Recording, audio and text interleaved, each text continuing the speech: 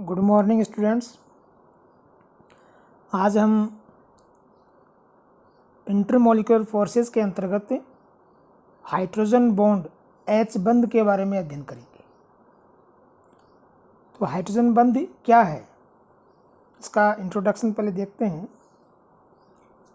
तो 1900 शताब्दी के आसपास विभिन्न प्रकार के अणुओं के एसोसिएशन प्रोसेस की तरफ ध्यान दिया गया कि कुछ मॉलिक्यूल हैं वो एसोसिएटेड हो जाते हैं, सहगुणित हो जाते हैं, आपस में ग्रुप बनाकर रहने लग जाते हैं। तो इस एसोसिएशन का रीज़न क्या है, ये किस प्रकार से एसोसिएट होते हैं, उस पर वैज्ञानिक ध्यान दे रहे थे। उसी क्रम में 1907 में मूरे ने टेट्रामेथिल अमोनियम हाइड्रोक्साइड और ट्राईमेथिल अमोनियम हाइड्रोक्साइड की बेसिक प्रॉपर्टी का स्टडी किया और उन्होंने ये बताया कि tetramethyl ammonium hydroxide trimethyl ammonium hydroxide की तुलना में अधिक क्षारीय प्रवृत्ति प्रदर्शित करता है। तो इसका रीज़न उन्होंने क्या बताया कि जैसे यहाँ पर अगर हम देखें, इस प्रकार से ये टेट्रामेथिल, यहाँ CH3 ग्रुप को मैं Me के रूप में लिख रहा हूँ, ये अमोनियम आयन हो गया और ये OH माइनस आयन। तो ये हो गया टेट्रामेथिल अमोनियम हाइड्रोक्साइड। यहाँ पर OH माइनस आयन देने की प्रवृत्ति के आधार पर इसकी क्षारीय प्रवृत्ति होगी। दूसरा जो कंपैरिजन के लिए मॉलिक्यूल लिया गया है वो है ट्राईमेथिल अमोनियम हाइड्रोक्साइड। तो उसमें CH3 ग्रुप 3 है, तो जो एक ग्रुप है वो मेथिल की जगह यहाँ पर H होगा। तो जब यहाँ पर H जुड़ा है, उस कंडीशन में ये जो मॉलिक्यूल है वो होगा ट्राईमेथिल अमोनियम हाइड्रोक्साइड और इसका जो क्षारीय प्रवृत्ति है वो कम होगा। तो इसका रीज़न क्या बताया उन्होंने कि यहाँ पर ये N के साथ जुड़ा हुआ हाइड्रोजन और OH माइनस ग्रुप एक दूसरे के साथ इंटरेक्शन में आ जाते हैं। तो यहाँ पर ये जो H है और ये ऑक्सीजन जो इलेक्ट्रोनेगेटिव एलिमेंट है, ये दोनों एक दूसरी तरफ अट्रैक्ट होके पार्शली बाइंड हो जाते हैं। इस वजह से अब यहाँ से OH माइनस आयन के मूव करने की जो प्रवृत्ति है, OH माइनस आयन देने की जो प्रवृत्ति है वो कम हो जाती है। इस कारण इसका जो बेसिक नेचर है वो कम हो गया। तो टेट्रामेथिल अमोनियम हाइड्रोक्साइड का बेसिक नेचर अधिक होगा और ट्राईमेथिल अमोनियम हाइड्रोक्साइड का कम होगा। तो इस प्रकार से हाइड्रोजन के कारण होने वाला जो इंटरेक्शन है, उस इंटरेक्शन के ऊपर ध्यान दिया गया और मूरे ने इसके बारे में बताया। यही इंटरेक्शन H2O, HCOH, HF और इसी प्रकार के जो दूसरे मॉलिक्यूल हैं उनके एसोसिएशन के लिए या उनके सहगुणन के लिए रिस्पॉन्सिबल होता है। 1920 में लेटिमर और रोडबूस ने इस एसोसिएशन को नाम दिया हाइड्रोजन बॉन्ड। ये जो स्ट्रॉन्ग एसोसिएशन है इसको, या इस विशिष्ट प्रकार का जो इंटरमॉलिक्यूलर फोर्स है, इसको नाम दिया H बॉन्ड। तो इसका डेफिनेशन क्या होगा? तो जैसा आपने इसमें देखा कि यहाँ पर जो एग्जाम्पल हमने लिया था, वहाँ पर हाइड्रोजन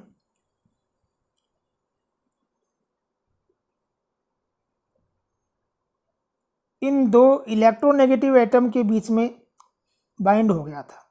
एक इलेक्ट्रोनेगेटिव नाइट्रोजन है और दूसरा इलेक्ट्रोनेगेटिव ऑक्सीजन है। तो इस प्रकार से जब हाइड्रोजन किन्हीं दो इलेक्ट्रोनेगेटिव एटम को जोड़ने का काम करता है, तो वहाँ पर हम उसे H बॉन्ड कहेंगे।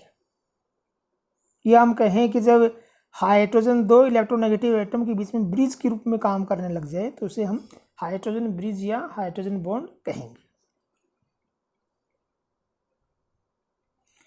तो डेफिनेशन के रूप में हम क्या कह सकते हैं कि जब हाइड्रोजन परमाणु किन्हीं दो इलेक्ट्रोनेगेटिव एटम के बीच में जुड़ जाता है, उनमें से एक इलेक्ट्रोनेगेटिव एटम के साथ वो सहसंयोजी बंध से और दूसरे इलेक्ट्रोनेगेटिव एटम के साथ केवल इलेक्ट्रोस्टैटिक इंटरेक्शन के साथ जुड़ा होता है, तो उस प्रकार के बंध को हम H बंध कहते हैं। यहाँ पर ये A एक इलेक्ट्रोनेगेटिव एटम है जिसके साथ ये हाइड्रोजन, जो ब्रिज वाला हाइड्रोजन है, ये कोवेलेंट बॉन्ड के द्वारा जुड़ा हुआ है, और ये दूसरा इलेक्ट्रोनेगेटिव एटम B है जिसके साथ हाइड्रोजन केवल इलेक्ट्रोस्टैटिक इंटरेक्शन के साथ जुड़ा हुआ है। तो यहाँ पर ये जो इलेक्ट्रोनेगेटिव एटम है जिसके साथ हाइड्रोजन इलेक्ट्रोस्टैटिक इंटरेक्शन के साथ जुड़ता है, उसके पास ये इलेक्ट्रोनेगेटिव तो है ही, साथ में इसके पास लोन पेयर होता है। तो वो लोन पेयर इस प्रकार के इंटरेक्शन में पार्टिसिपेट करता है। ये कंडीशन है कि यहाँ पर इसके पास इस तरह का कंडीशन होना चाहिए।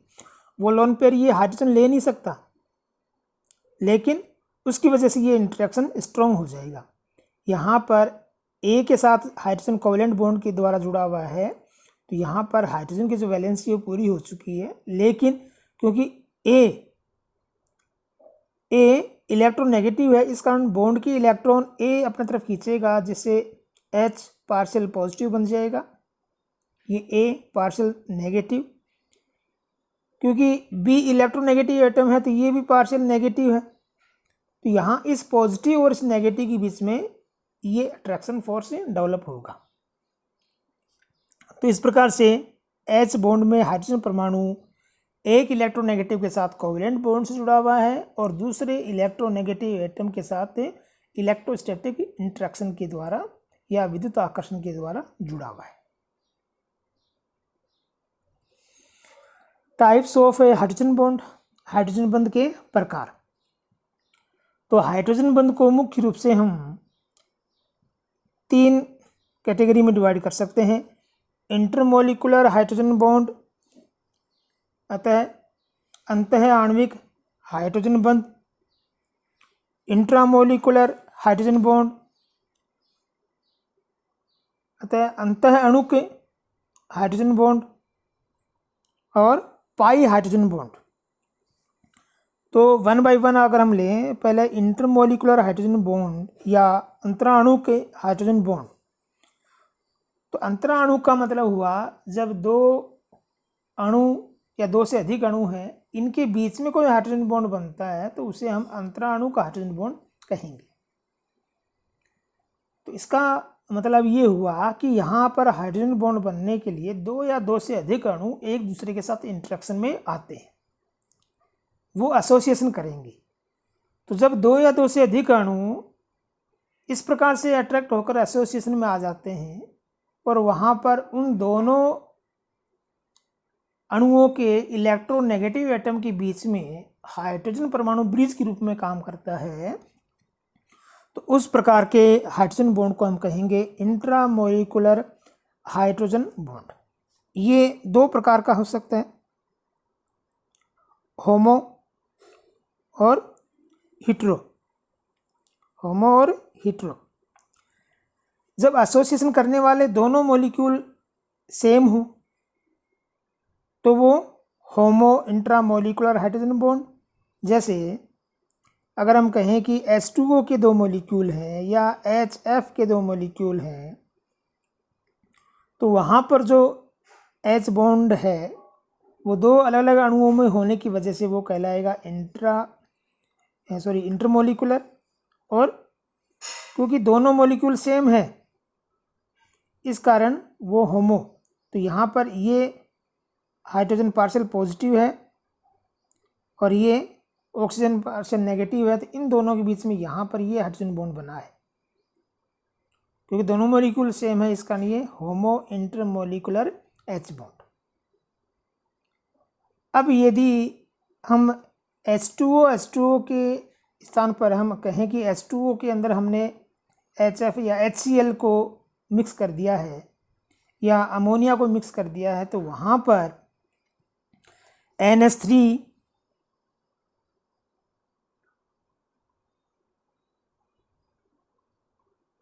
और जो H2O मॉलिक्यूल है उनका एसोसिएशन होगा। तो यहाँ पर ये नाइट्रोजन के साथ जुड़ा हुआ जो हाइड्रोजन है ये पार्शियल पॉजिटिव, क्योंकि नाइट्रोजन इलेक्ट्रोनेगेटिव है तो इलेक्ट्रॉन को अपनी तरफ खींचेगा, और यहाँ पर जो ऑक्सीजन है ये इलेक्ट्रॉन को अपनी तरफ खींचेगा, तो ये पार्शियल नेगेटिव।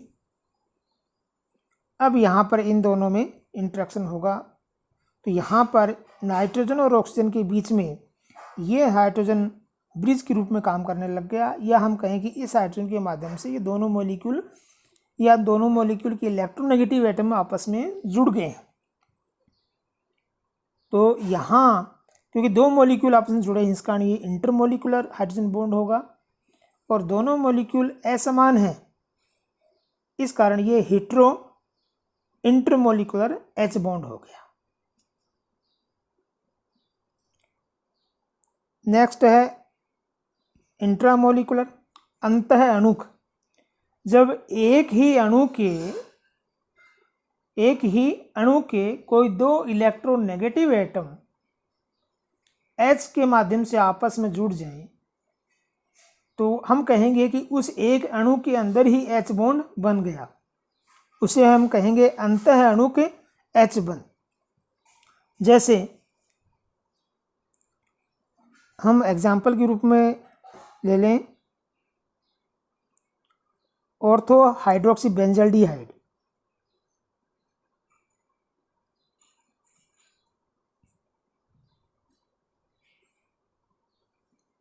ये ऑर्थो कंडीशन पर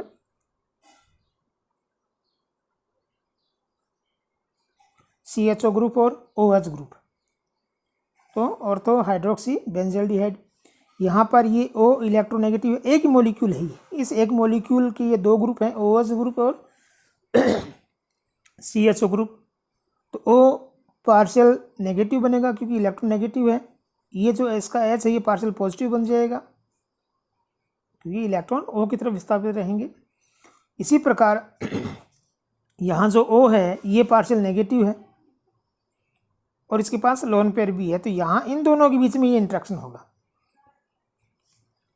अब जब ये इंट्रैक्शन होगा तो इस इंट्रैक्शन के द्वारा ये जो ग्रुप हैं आपस में जुड़ जाएंगे, पास पास से आ जाएंगे। तो यहाँ पर ये जो H बॉन्ड बना, ये H बॉन्ड एक ही अणु के दो समूह के बीच में बना है, अणु एक ही है, अणु के अंदर ये H बॉन्ड बना है, इस कारण इसका नाम होगा अंतः अणु के H बॉन्ड। अब यहाँ पर आप ये कंपैरिजन कर सकते हैं कि यहाँ पर हमने लिया ऑर्थो हाइड्रोक्सी बेंजल्डिहाइड, अगर हम पैरा हाइड्रोक्सी बेंजल्डिहाइड लें तो क्या होगा, तो पैरा हाइड्रोक्सी में ये जो ग्रुप है ये ऑर्थो कंडीशन में ना होकर पैरा कंडीशन में होगा। तो जैसे ये OH ग्रुप यहाँ पर होगा तो उस कंडीशन में ये दोनों जो ग्रुप हैं इनकी दूरी बढ़ने से इनमें ये इंटरेक्शन नहीं हो पाएगा। तो अगर हम एग्जांपल लें कि ऑर्थो हाइड्रोक्सी बेंजल्डिहाइड है और पैरा हाइड्रोक्सी बेंजल्डिहाइड है, दोनों के एग्जांपल दिए हुए हैं, तो दोनों में से किस में कौन सा H बॉन्ड बनेगा, क्योंकि दोनों में ही हाइड्रोजन उनके इलेक्ट्रोनेगेटिव ग्रुप के साथ जुड़ा हुआ है। तो ऑर्थो हाइड्रोक्सी बेंजल्डिहाइड में तो अंतः अणु का हाइड्रोजन बॉन्ड बन गया, और पैरा हाइड्रोक्सी बेंजल्डिहाइड में अंतः अणु का हाइड्रोजन बॉन्ड नहीं बनेगा, अंतराणुक हाइड्रोजन बॉन्ड बन जाएगा। इसके दो मॉलिक्यूल जब पास आएंगे तो दूसरे मॉलिक्यूल के जो ग्रुप हैं उन ग्रुप के साथ ये इंटरेक्शन करके H बॉन्ड बना सकता है। तो ये हुआ अंतः अणुक हाइड्रोजन बॉन्ड। जो थर्ड कैटेगरी है वो है पाई हाइड्रोजन बॉन्ड। तो यहाँ पर पाई बॉन्ड का रोल होगा।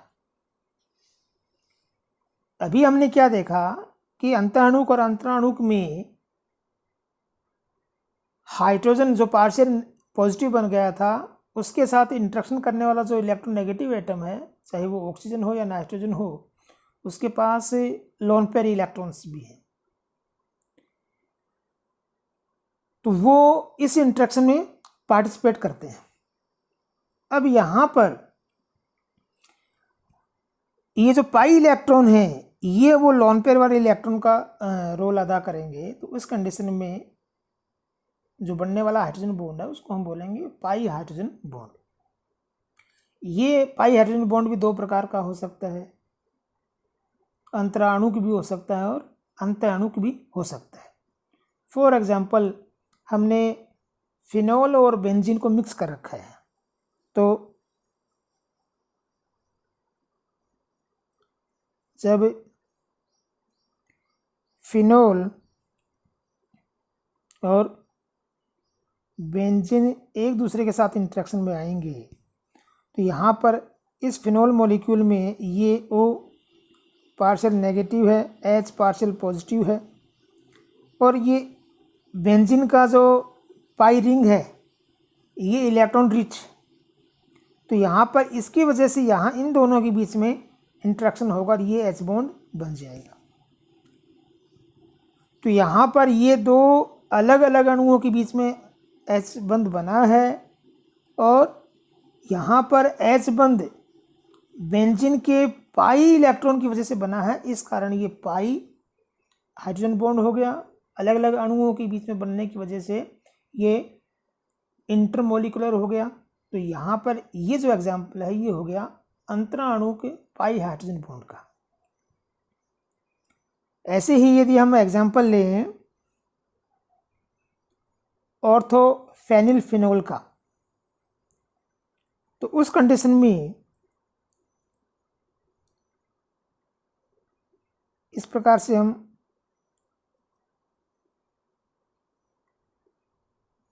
ये फिनोल के साथ ऑर्थो कंडीशन में फेनिल ग्रुप जुड़ा हुआ है। तो यहाँ पर ये जो ऑक्सीजन है ये partial negative, hydrogen partial positive, और इसके पास में ये जो फेनिल ग्रुप आया हुआ है ये इंटरेक्शन कर सकता है, ऑर्थो कंडीशन में जुड़ा हुआ है। तो इसके ये जो पाई इलेक्ट्रॉन्स हैं ये इलेक्ट्रॉन रिच एनवायरनमेंट डेवलप कर रहे हैं और इनकी वजह से यहाँ इनके बीच में ये इंटरेक्शन होगा और हाइड्रोजन परमाणु यहाँ पर ब्रिज के रूप में काम करने लग गया, या हाइड्रोजन परमाणु के द्वारा ये ऑक्सीजन और फेनिल ग्रुप आपस में बाइंड कंडीशन में आ गए हैं, जुड़ गए हैं।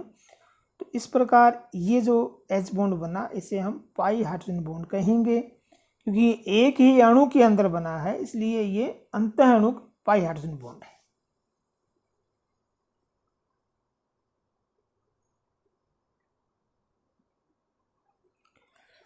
अब हम देखते हैं एविडेंस ऑफ हाइड्रोजन बॉन्ड।